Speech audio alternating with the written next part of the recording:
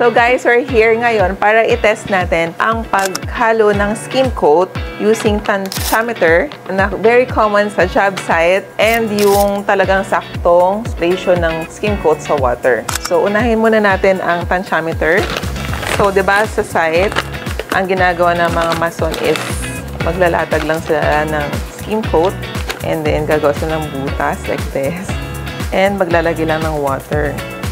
May mason na gusto is malapot ang gawa. Ganyan siya kung yung consistency niya. Ang reason nila is para sa mga butas, madali siyang matakpan like this, oh.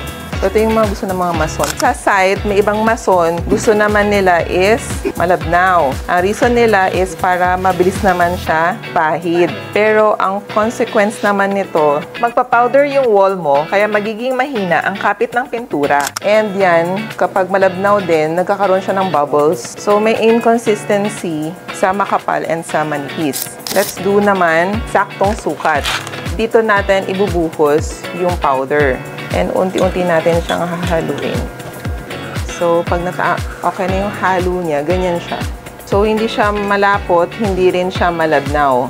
Ayan, ganyan siya. Madali lang siya hagurin kasi tama yung ratio na ginamit natin.